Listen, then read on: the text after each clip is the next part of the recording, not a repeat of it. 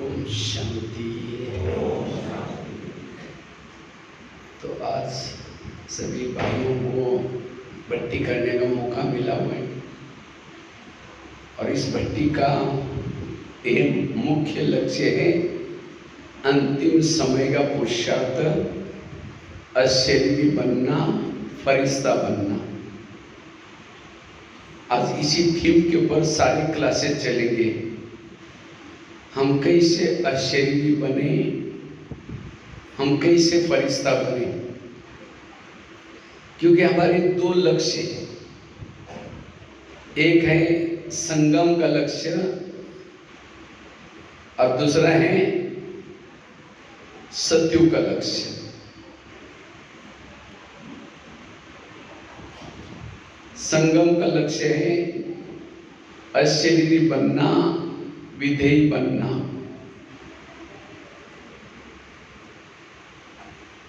फरिश्ता बनना, यह है संगम का लक्ष्य। और सत्युग का लक्ष्य क्या है? देवता बनना, ऊंच पद प्राप्त करना, लक्ष्मी नारायण के समान बनना। यह है सत्युग का लक्ष्य।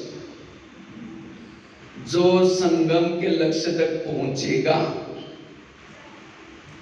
संगम का लक्ष्य तक पहुंचेगा, वो सत्युग का लक्ष्य उसकी परछाई है।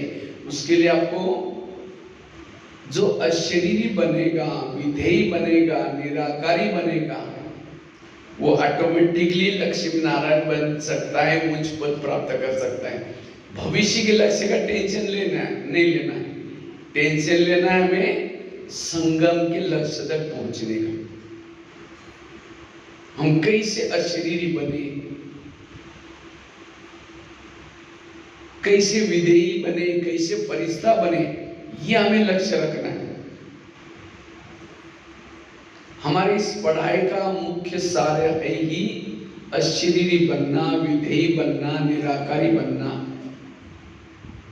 बिंदु स्वरूप बनना, बीज रूप बनना। क्योंकि इससे में हमारे अंदर देवताओं के संस्कार और देवताओं की संस्कृति आएगी। हमारे पुराने सारे विकर्म समाप्त हो जाएंगे इस अवस्था में रहने से। जब हम अशरीरी अवस्था में रहते हैं, निराकारी अवस्था में रहते हैं, बिंदु स्वरूप बीज रूप अवस्था में रहते हैं, हमारे इर्द गिर्द में गुण और शक्तियां रहती हैं। क्योंकि देवताओं के अंदर क्या होते हैं? गुण और शक्तियां। जब हम ये गुण और शक्तियों का आधार है अशरीरी बनना, विधेयी बनना, निराकारी बनना। क्योंकि जो इस स्वरूप में टिका रहता है वो मान, अपमान, निंदा, स्तुति में भी समान रहता है। जो इस निराकारी अशरीरी अवस्था में टिका रहता है, आंखें खुली है, कान खुला है, देखते हुए भी न देखने की अवस्था उसकी बनी रहती है। संसार में सब कुछ देखते हुए भी ये क्यों हो रहा है या ऐसा क्यों हो रहा है उसका कोई संकल्प नहीं चलेगा। उनका मन चुप रहता है, साक्षी अवस्था बनी रहती है। और जिसकी ये साक्षी अवस्था रहती है उसके पास सहन शक्ति, धैर्यता, सत्यता, ईमानदारी, ये सारे वैल्यूज। इतना ही नहीं, इस अवस्था में जो टिका रहता है वो अपकारी पर भी उपकार करता है, वो दया करता है, क्षमा करता है। आज बाबा के जो गुण हैं, बाबा दया का सागर, शांति का सागर, क्षमा का सागर, आनंद का सागर, ये क्यों महिमा है? क्योंकि बाबा इस निराकारी अशरीरी स्थिति में है। तो ऐसे ही जब अवस्था में हम रहते हैं, हम बाप समान बनते हैं। हमारे जीवन में अलौकिकता झलकती है। हम साधारण इंसान जैसे नजर नहीं आएंगे, कुछ अलग नजर आएंगे। और जब इस स्वरूप में आप टिके रहेंगे, आपके चाल चलन से परमात्मा की प्रत्यक्षता होगी। जो हमें पढ़ाता है उसकी प्रत्यक्षता होगी। इसलिए हमें इस अशरीरी अवस्था का लक्ष्य रखना है इस भट्टी से, क्योंकि सभी समय देख रहे हैं, अंतिम समय चल रहा है और इस अंतिम समय का यही पुरुषार्थ है। परमात्मा के प्रत्यक्षता का आधार है अशरीरी बनना, विधेय स्थिति में रहना, निराकारी अवस्था में रहना। केवल ज्ञान सुनाने से परमात्मा प्रत्यक्षता नहीं होगी, लेकिन हमारी चाल चलन से परमात्मा की प्रत्यक्षता होगी। इसलिए इस अवस्था का हमें क्या करना है? अभ्यास करना है, ये लक्ष्य रखना है। जितना इस अवस्था में रहते हैं हमें अति इंद्रिय सुख मिलता है, अति इंद्रिय सुख। अब जिनको अति इंद्रिय सुख मिलता है वो कहीं भी इस संसार के व्यक्ति के तरफ, वस्तु के तरफ कहीं भी प्रभावित नहीं होता। कई बार हम किसी व्यक्ति के ऊपर प्रभावित हो जाते हैं, किसी की सुंदरता, किसी के अंदर धन, किसी की विशेषता देख करके। क्यों हम इस अवस्था में नहीं हैं? जो अशरीरी स्थिति में रहता है, विधेय स्थिति में रहता है, एक परमात्मा के सिवाय कहीं भी प्रभाव में नहीं आएगा। इसलिए इस अवस्था का हमें अभ्यास करना है, इसका हमें पुरुषार्थ करना है। जितना इस निराकारी अशरीरी विधेयी अवस्था में हम टिके रहते हैं, हम कर्म योगी बन सकते हैं।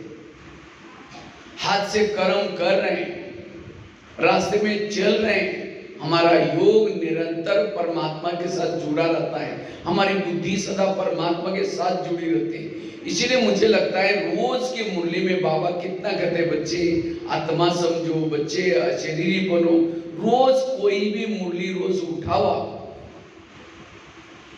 रोज बाबा इस पाठ की तरफ कितना अटेंशन खिंचवाते हैं, क्योंकि ये है मुख्य मेहनत, ये है मुख्य पुरुषार्थ। और इसलिए बहनों ने बहुत अच्छा टॉपिक रखा हुआ है, अशरीरी बनना, फरिश्ता बनना। यह हमारा अंतिम समय का पुरुषार्थ है,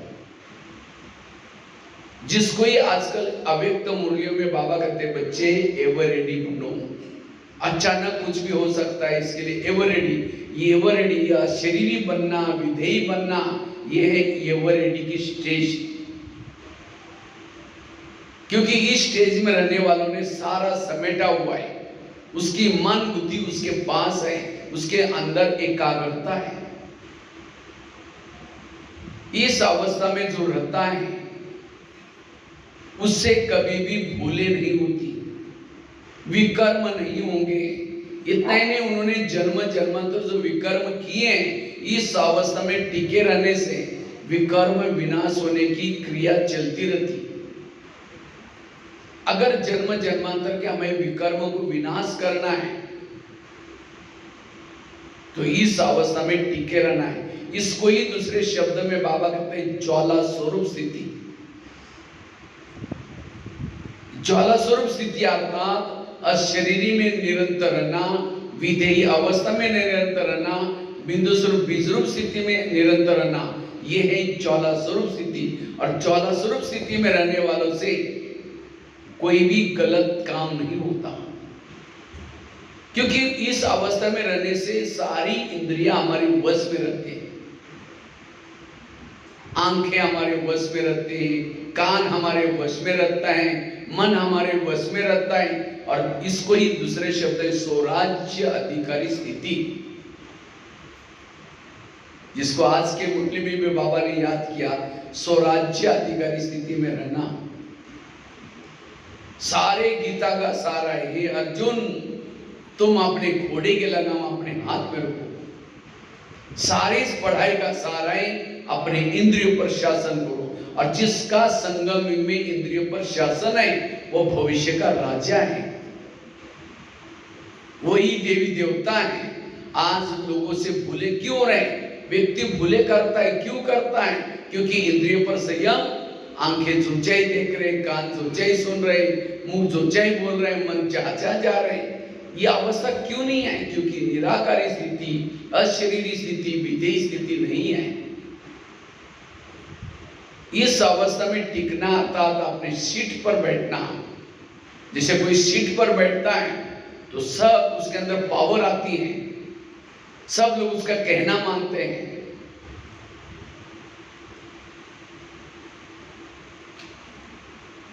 इसलिए इस अवस्था का हमें निरंतर वर्तमान समय अभ्यास करने की जरूरत है। इस अवस्था में रहने वालों को दिल का गीत निकलता है, पाना तासो पालिया, मुझे कुछ नहीं चाहिए, वह भरपूर है, वो तृप्त है, वो कुछ उसको देखने की पाने की कोई इच्छा नहीं है। ये है असली जीवन, असली लाइफ है, जिसका मन का भटकना बंद है, बुद्धि का भटकना बंद है, तृप्त आत्मा, भरपूर आत्मा। तब जीवन का एक एक पल का आनंद आएगा।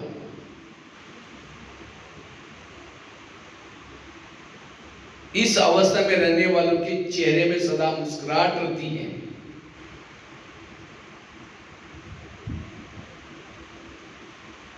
इसीलिए बाबा कहते हैं, बच्चे ये निरंतर ये अशरीरी स्थिति में रहने का अभ्यास करो, इस फरिश्ता स्थिति में रहने का अभ्यास करो। इस अवस्था में रहने से हमारे अंदर कितने भी कड़े संस्कार है, कितना भी पुराने विकार है, इसके ऊपर हम कंट्रोल कर लेते हैं। कोई भी संस्कार अटैक नहीं करेगा। जैसे राम और रावण का युद्ध चलता है, राम रावण का एक सिर काटता है, फिर दूसरा काटता है, सिर तो कट जाते हैं, दोबारा जुड़ जाते हैं।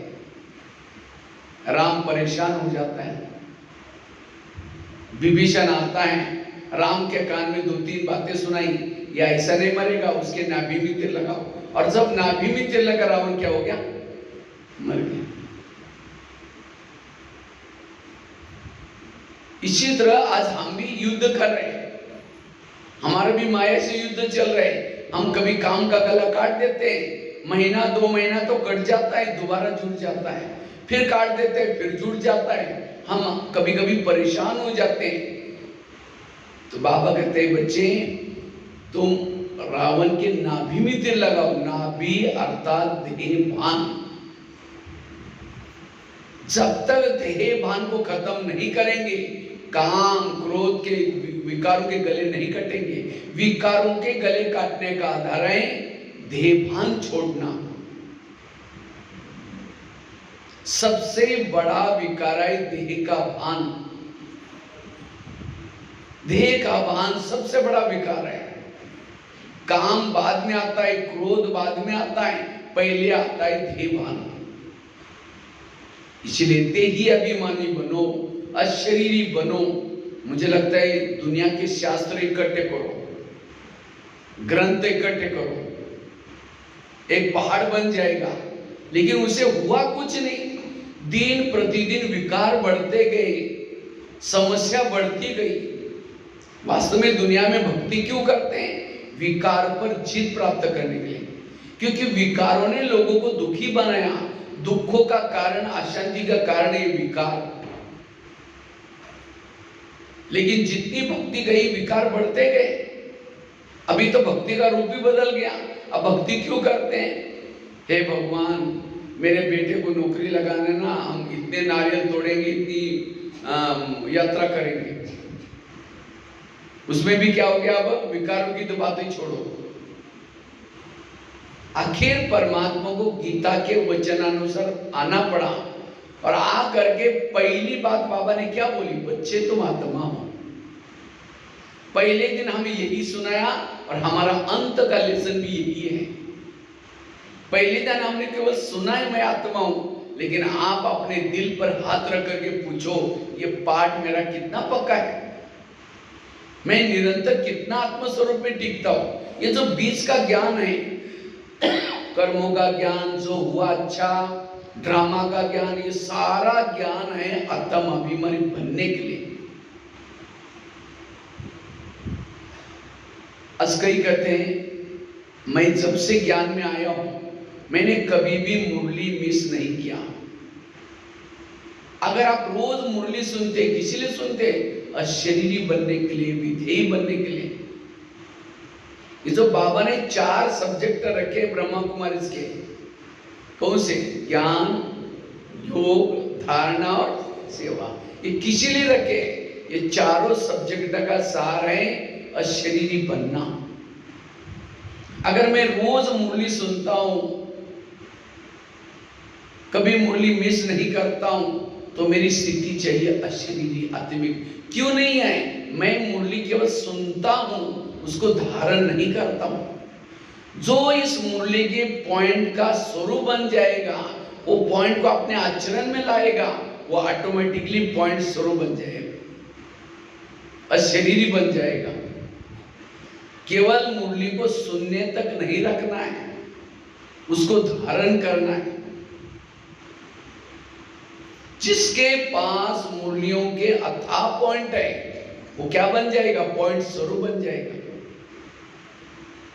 आज कई कहते हैं हम रोज योग लगाते हैं, अमृत वाला करते हैं, नुमा शाम का करते हैं, ट्रैफिक कंट्रोल करते हैं, रोज योग करते हैं। अगर आप योग करते हैं तो आपकी अवस्था कौन सी चाहिए? आत्मिक स्थिति अशरीरी की। अगर मैं रोज योग करता हूं तो भी मेरी अशरीरी विधेय स्थिति नहीं है, आपका शरीर योग में बैठता है, मन बुद्धि भटकती है, कहीं जाती है। जो सचमुच योग लगाता है, जिसका मन बुद्धि परमात्मा में जाता है, वो कौन सी अवस्था में रहेगा? वो अशरीरी स्थिति में रहेगा, आत्मिक स्थिति में रहेगा। योग का स्वरूप है आत्मिक स्थिति। अस्कई कहते हैं हम जब से ज्ञान में आए, हमने ब्राह्मण बनकर के बहुत सेवाएं की, औरों को संदेश सुनाया। अगर सेवाएं की तो भी आत्मिक स्थिति नहीं है, इसका मतलब आप सेवाएं नाम मान शान के लिए की, रियली सेवा नहीं की। जो रियली सेवा करता है, सेवाओं से दुआएं मिलती हैं और दुआओं से आत्मिक स्थिति बनती है। अस्कई कहते हैं जब से बीके बने, मैंने सारी धारणाओं को अपनाया है। मैं पवित्रता की धारणा को अपनाया है, पवित्रता को पालन किए हैं, शुद्ध भोजन खाता हूँ, जो भी बाबा के नियम सब अमृत वाला उठता हूँ, रोज मुरली सुनता हूँ। जिसने धारणा का सब्जेक्ट पक्का किया, उसकी अवस्था क्या चाहिए? अशरीरी विधेयी।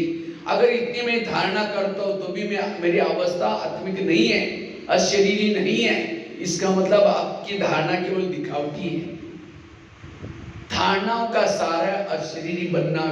तो सारी पढ़ाई का सार है अशरीरी बनना। जब हम संपूर्ण अशरीरी विधेयी बनेंगे, हमारी पढ़ाई पूरी हो जाएगी, हम संपन्न और संपूर्ण बन जाएंगे।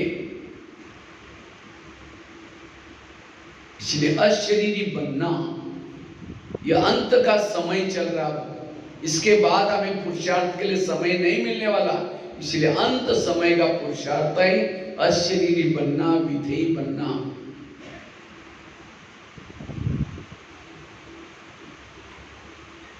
जैसे कोई बिल्डिंग बनाई जाता है, उसका फाउंडेशन करते हैं, कैसे करते हैं? मजबूत डाला जाता है।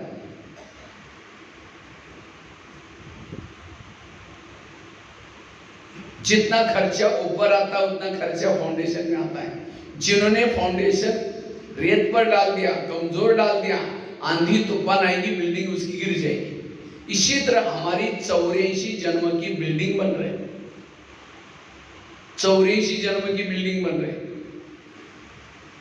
तो इस बिल्डिंग का फाउंडेशन है अशरीरी बनना, विधेयी बनना। जिन्होंने ज्ञान में आते ही दूसरों को ज्ञान सुनाना शुरू किया, सेवा करना शुरू कर दिया, ये आत्मा का अनुभव किया ही नहीं, जब माया का आंधी तूफान आएगा, उसकी बिल्डिंग गिर जाएगी। इसलिए पहले ये मेहनत करो, आत्मा की मेहनत करो। आज यज्ञ में शुरुआत में दादियों ने क्या किया? मैं आत्मा हूं, यशोदात्मा ब्रह्मा बाबा ने भी पक्का किया। दादियों ने ये अभ्यास पक्का किया, लेकिन आज हमारा इसके तरफ ध्यान नहीं है। ये क्या करता है, वो क्या करता है, ये ऐसा करता है, हम औरों को देखते रहते हैं, लेकिन आत्मा का पाठ हमारा पक्का। आजकल फेसबुक में, व्हाट्सएप में इतनी सारी चटपटी बातें आती हैं, जो मूल जो आत्मा का अभ्यास है उसके तरफ हमारा ध्यान ही नहीं है। इसलिए ये मेहनत करना, इसीलिए रोज बाबा को ये पाठ पक्का कराना पड़ता है। बच्चे आत्मा समझो, आत्मा अभिमानी बनो। इसलिए इस भट्टी से हमें पहला लेसन पक्का करके जाना है, क्योंकि अब अंत का समय चल रहा है। अंतिम समय पेपर 1 सेकंड का होगा और उस 1 सेकंड के पेपर में पास होने के लिए ये बहुत समय का अभ्यास है, आत्मिक स्वरूप का अभ्यास है। जैसे पहले मधुबन में जब भी कोई भाई बहने जाते थे, बाबा मिलन में जाते थे, तो मधुबन से क्या क्या डायरेक्शन आता था। मधुबन में उसी भाई बहनों को भेजो जो रेगुलर 1 साल तक क्लास में आता है, जिसने अमृत वेला रेगुलर किया हुआ 1 साल तक, जिसके भोजन में शुद्धता 1 साल तक, जिसने पवित्रता का पालन किया 1 साल तक। क्यों? ये सब चीजें करने से आत्मिक स्थिति बनती है, और जो आत्मिक स्थिति में जाकर के डायमंड हॉल में परमात्मा से मिलेगा, उसको अनुभव होगा, परमात्मा नजर आएगा।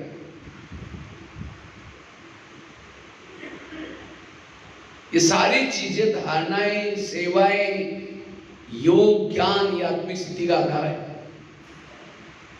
क्योंकि आत्मिक स्थिति में रहने से ही विकार रूपी भूत, जैसे पहले जमाने में गांव-गांव में भूत रहते थे, लेकिन आजकल भूतों का नाम निशान खत्म हो गया, क्योंकि आजकल सभी तरफ लाइट हो गई। लाइट के कारण भूत सारे चले गए। इसी तरह द्वापर के बाद क्या हो गया, आत्मा की लाइट धीरे धीरे डीम हो गई, क्योंकि सतयुग में आत्मा ने पाठ बजाया, त्रेता युग में पाठ बजाया, पाठ बजाते बजाते आत्मा की लाइट थोड़ी डीम हो गई। जब आत्मा की लाइट डीम हो गई, इस शरीर में थोड़ा अंधेरा हुआ, तो काम का भूत घुस गया शरीर में, दूसरा क्रोध का भूत घुस गया, लोभ का, और धीरे धीरे धीरे हर एक का शरीर भूत बंगला बन गया। तो बाबा ने आकर के क्या किया, ये आत्मा की स्मृति दिलाई, योग करो, ज्ञान करो, और जिन्होंने इस आत्मिक स्थिति को अपनाया, पुरुषार्थ किया, धीरे धीरे जितना इस शरीर में आत्मा की लाइट जलाकर रखेंगे, ये भूत सारे भाग जाएंगे। सिवाय आत्मिक स्थिति से विकार रूपी भूत भाग नहीं सकते। ज्ञान सुनने से भूत भागेंगे नहीं, केवल सेवा करने से भूत नहीं भागेंगे। इसलिए चाहिए आत्मिक स्थिति। इसलिए बाबा कहते बच्चे, ये अशरीरी भाव का पुरुषार्थ करो, इसी पुरुषार्थ से पद ऊंचा मिलेगा। 3 तकत है, एक है भ्रुकुटी का तकत, दूसरा है बाबा का दिल तकत, और तीसरा है भविष्य की राजा का तकत। भविष्य की राजा का तकत उसको मिलेगा जो परमात्मा के दिल पर बैठेगा, दिल तकत पर बैठेगा। परमात्मा के दिल तकत पर कौन बैठेगा? जो अपने भ्रुकुटी के तकत पर बैठता है, और भ्रुकुटी के तकत पर वही बैठेगा जिन्होंने अपने इंद्रियों को अपने वश किया है। तो भविष्य की राजा का तकत का आधार क्या रहा? आत्माभिमानी बनना, अशरीरी बनना, विधेय स्वरूप में टिकना। इसलिए ये हमें इस भट्टी से क्या करना है, ये लेसन पक्का करके जाना है। तो अभी भी हमारी कोई कमी कमजोरियां रही हैं, कुछ अंश रहे हैं, उस अंश को खत्म कर सकेंगे। इससे हमें इस ब्राह्मण जीवन में अतीन्द्रिय सुख मिलेगा। वास्तव में अशरीरी बनना यह है ब्रह्मास्त्र। ब्रह्मास्त्र, कोई भी अस्त्र काम नहीं करता तो ब्रह्मास्त्र काम करता है। इसी तरह अगर आपके अंदर संस्कार है, कोई बुराई है, उसके ऊपर जीत प्राप्त नहीं करें, तो इस अतम अभिमानी स्थिति में स्थित रहो, उस विकार पर जीत प्राप्त, कोई भी कमजोरी पर जीत प्राप्त कर सकेंगे।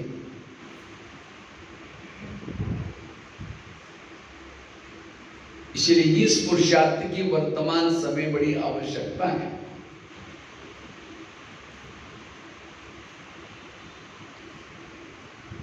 आत्मानुभूति,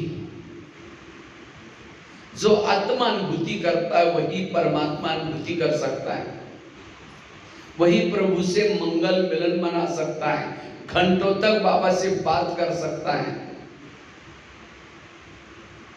इसलिए वर्तमान समय आवश्यकता अपने आप को देखने की, अपने आप को देखना अर्थात अपने आत्म स्वरूप को देखना, उसके अंदर जो लगे हुए दाग को देखना, उसको परिवर्तन करना, यह है स्व परिवर्तन। और जो ये स्व परिवर्तन करता है वो विश्व परिवर्तन ऑटोमेटिकली सेवा मिल जाती है उसको। इस स्वरूप में टिकना अर्थात चारों तरफ से वाइब्रेशन फैलाना। भले बाकी आपको सेवा आपसे नहीं होती, आपको टाइम नहीं है, लेकिन अगर आप निराकारी स्वरूप में टिके रहते हैं, अशरीरी अवस्था में टिके रहते हैं, आपसे बहुत बेहद की सेवा होती रहेगी ऑटोमेटिकली। इससे आत्मिक स्वरूप से वायुमंडल शुद्ध बनता जाता है। इसलिए इस स्वरूप का हमें अभ्यास करना है, अनुभव करना है।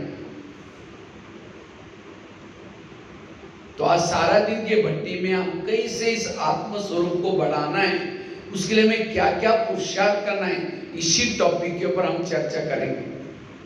इस स्वरूप में रहने वाला ऑटोमेटिकली फरिश्ता बनता है, हल्का बनता है, उसको कोई भी प्रकार का तनाव टेंशन नहीं आता। जो आत्मा के स्वरूप में रहता है सदा हल्का रहता है।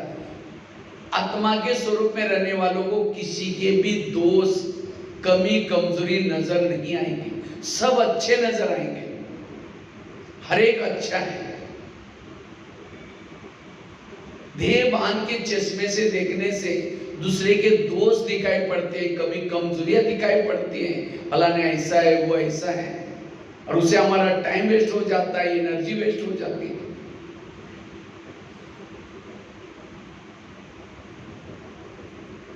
इसलिए अशरीरी स्थिति का, विधेयी स्थिति का, निराकारी स्थिति का हमें निरंतर क्या करना है, पुरुषार्थ करना है, निरंतर अभ्यास करना है।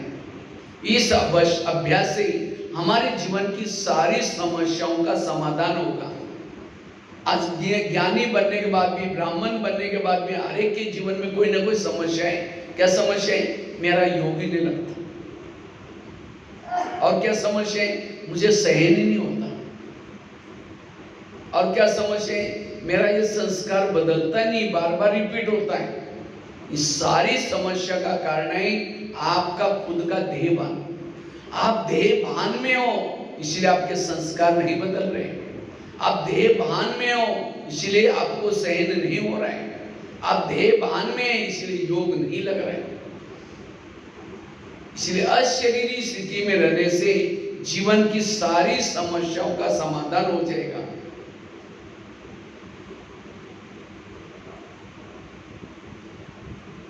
एक बार मैं गुलजार दादी के पास ऐसे गया था, दादी जी को ऐसे पूछा, हमने कहा दादी जी आप लोग अभी क्या पुरुषार्थ करते हैं? तो दादी कहते हैं कि हम सदा अशरीरी स्थिति में रहने का पुरुषार्थ करते हैं, ताकि हम अशरीरी रहने से सामने कोई आएगा वो भी अशरीरी बन जाएगा। देखो दादियों ने भी अंत समय तक क्या किया, यही पुरुषार्थ किया। ये पहला लेसन और अंत का लेसन। इसलिए बाकी सारे 17 कुएं नहीं खोदो। हम क्या करते हैं, 17 कुएं खोदते। आज सर्वसंबंध का कुआं खोद लिया, फिर उसका अनुभव नहीं होता, फिर कोई सोमानों के कुएं खोदेंगे, कहीं क्या 17 कुएं खोदने से अनुभव कुछ नहीं। इसलिए एक आत्मा का अभ्यास करो, इसमें सब कुछ है। सर्वसंबंध का अनुभव होगा, सोमानों का अनुभव होगा, सभी का अनुभव होगा। इसलिए हमें ये मेहनत करनी है, अशरीरी बनने की मेहनत करनी है, विधेयी स्थिति में रहने की मेहनत करनी है।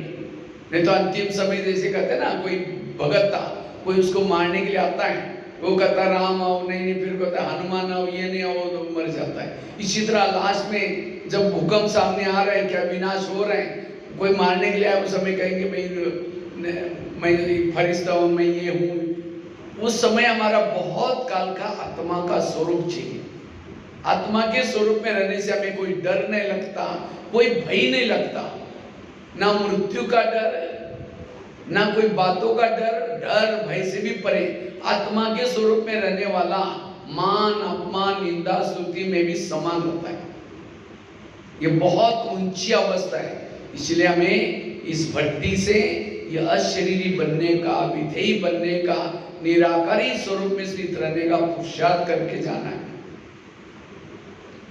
तो इसके लिए क्या क्या हम करें वो अगले वाले क्लास में हम करेंगे। तो इस भट्टी का बहुत अच्छा लक्ष्य है, और वैसा तो सावन महीना भी चल रहा है, बहुत अच्छा वातावरण भी है। तो आप लोगों को ये चांस मिला है, तो आज सारा दिन बिल्कुल क्या करेंगे, मौन में रहेंगे और आत्मिक स्वरूप में वो स्थित होकर के आप नाश्ते भी करेंगे, बैठेंगे भी। तो आज का ये दिन आपको पूरा साल के लिए अच्छी तरह चार्ज कर सकता है। और ये मैं कोई क्लास नहीं कराऊंगा, लेकिन मैं खुद भी इस ज्ञान में आने के बाद इस आत्मा के लेसन से आज यहाँ तक पहुंचा हूं। वैसे तो लौकिक में मैं महाराष्ट्र में एक छोटे से गांव में जन्म लिया। मैं तो 11 साल स्कूल भी नहीं गया था, माँ बाप पढ़े लिखे थे ही नहीं, बकरी चराते थे, एक बार कपड़े डालने फटने थे निकालते भी नहीं थे, ऐसी अवस्था थी। तो 11 साल के बाद हमारे खेती से रोज बच्चा जाता था। मैं सोचता था ये बच्चा रोज कहाँ जाता है। तो एक दिन उस बच्चे के पीछे पीछे गया, तो एक हमारे गांव में एक मंदिर था, मंदिर में स्कूल लगती थी। तो मैंने वहाँ के टीचर, और एक ही रूम थी, 7 कक्षा इकट्ठी होकर के बैठती थी। मैंने जाकर के टीचर को कहा सर मुझे भी पढ़ना है। तो टीचर ने मना किया, अब तो बड़े हो गए थोड़ी पढ़ सकते हैं। मैंने कहा सर मेरे को कोई सर्टिफिकेट नहीं चाहिए, मेरी कोई हाजिरी नहीं लगाना, मुझे क सीखना है। मैं बाहर जाकर के कोई बस का बोर्ड कैसे पढ़ूं। तो मेरी लगन देकर के टीचर कहता ठीक है कल से आओ। तो पहले दिन टीचर ने मुझे 5वीं कक्षा वालों के साथ बिठाया और कहा कि पहले को सुनाएंगे तो भी सुन लेना, दूसरे को सुनाएंगे तो भी सुन लेना। रोज जब जाना शुरू किया, घर वालों ने पूछा रोज तुम कहाँ जाते हो। मैंने कहा स्कूल में जाता हूँ। कहा कि स्कूल क्या होता है। हमने कहा उसमें पढ़ते नौकरी लगते। कहा कि अभी आपने बस पैसे नहीं देने के लिए इसलिए नहीं जाना, मना किया। मैंने कहा मैं बिना पैसे का पढ़ूंगा। कहा कि ऐसे पढ़ना तो भले जाओ। तो मैं रोज सवेरे जल्दी उठता था, नीम के बीज इकट्ठे करता था, बबुल के पेड़ पर चढ़ करके गम निकालता था, उसको बेचता था, अपने पांव पर खड़ा होकर के पढ़ाई कर रहा था। तो 7वीं कक्षा में बोर्ड की परीक्षा थी। तो एक दिन टीचर ने कहा तुम डायरी पे नहीं लाते, कल से स्कूल में नहीं आओ। मैं सोचा अब क्या करें, घर में तो मना किए, चोरी भी नहीं करना है। तो मैं क्या करता था, रद्दी से पुरानी डायरी लाता था, पहले शाही से लिखते थे। उस रद्दी के डायरी को पानी से धुलाई करता था, धुलाई करके धूप में सुखा करके फिर लिखता था। ऐसे करके पढ़ाई कर रहे थे। एक दिन आया, उसी रद्दी में एक ब्रह्मा कुमारी का किताब मिला, और उस किताब की कुछ बातों ने मेरे जीवन की रेखा बदल दिया, आज यहाँ तक पहुंचे। और उस किताब में खास 3 लोग का चित्र था, 3 लोग, साकार दुनिया, आकारी दुनिया, निराकारी दुनिया। वो प्रदर्शनी का आधा अंक था, क्योंकि मुझे लगता है पहला चित्र लक्ष्मी वो आत्मा का, आत्मा गाड़ी है, आत्मा ड्राइवर है, शरीर गाड़ी है। फिर उसके बाद दूसरा चित्र ही मुझे लगता है 3 लोग का चित्र है। तो 3 लोग का चित्र, तो 8 दिन पहले टीचर ने एक लेसन पढ़ाया था, मनुष्य चांद तक है, आल्मस्टांग, नीला आल्मस्टांग ऐसे।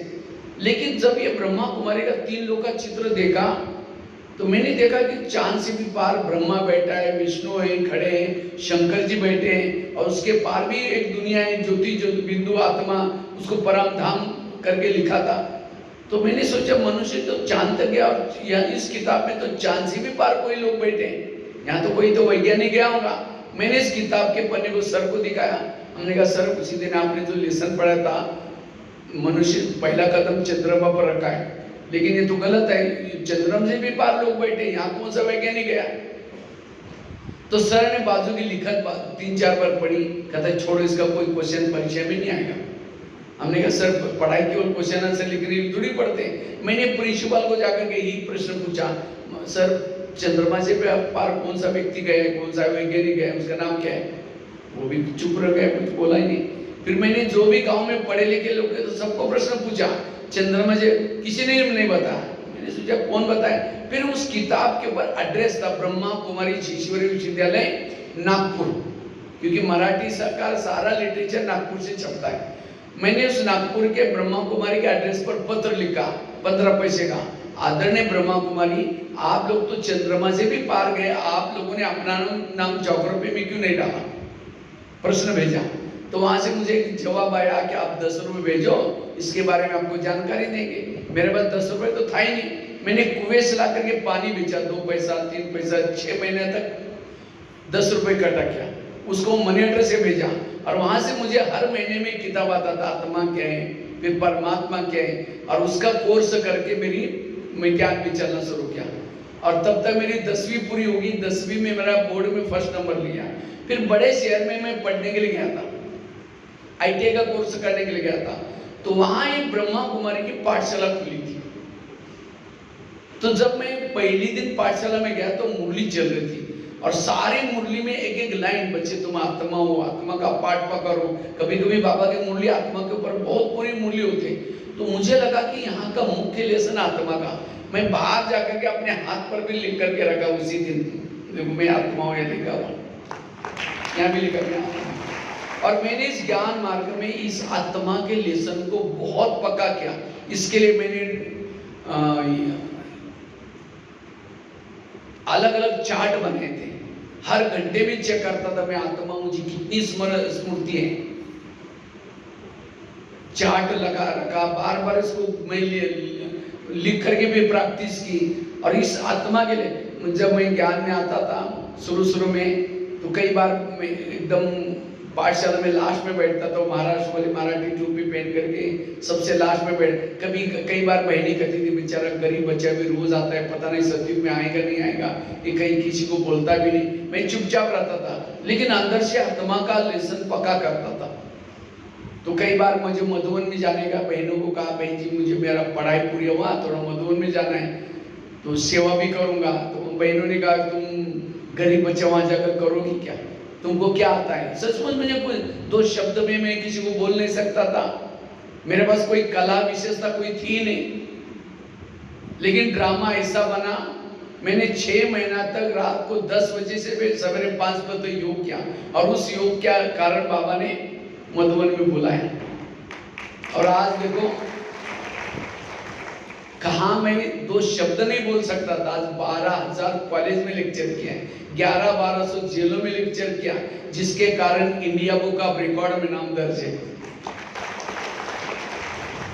कहा मैं पुलिस वालों को देख करके डरता था, लेकिन आज कितना सारा खूंखार कैदियों के सामने जाकर लेक्चर करते हैं। ये आत्म अभिमानी बनने से आज जो आत्मा के द्वारा जो अनुभव गए, वो अनुभव के द्वारा आज क्लासेस करा दे। एक बार मैं केरला में गया था, एक ही टॉपिक के ऊपर 12 घंटे का स्पीच दिया था, निरंतर योगी कैसे बने, अनुभव खुद का। तो इसलिए मैं जो आज सारा दिन जो क्लासेस चलेंगे अनुभव के द्वारा, केवल क्लास नहीं कराऊंगा लेकिन यह अनुभव। इसलिए आप लोग भी आत्मा का पाठ पक्का करेंगे, आप अपने जीवन में चमत्कार परिवर्तन कर सकेंगे। जो इतना दिन नहीं किया वो इस लेसन के द्वारा आप कर सकेंगे। इसलिए आप और कोई पुरुषार्थ नहीं करो। पुरुषार्थ शब्द का अर्थ क्या है? पुरुषार्थ, पुरुष मतलब आत्मा, रथ मतलब शरीर। पुरुषार्थ मतलब स्वयं को आत्मा में माने अनुभव करना, यह पुरुषार्थ। कभी कभी कहते हैं ना मेरा पुरुषार्थ आजकल ढीला है, कहते हैं ना ढीला मतलब मैं देह भान में हूं और इसलिए मेरे जीवन में प्रॉब्लम और समस्या चल रहे हैं। पुरुषार्थ तीव्र करना अर्थात निरंतर अशरीरी बनना, क्योंकि निरंतर अशरीरी बनने से रात को सोए योग लगा रहेगा, रास्ते में चल रहे योग लगा रहेगा, वो निरंतर योगी बन सकता है, कर्म योगी बन सकता है।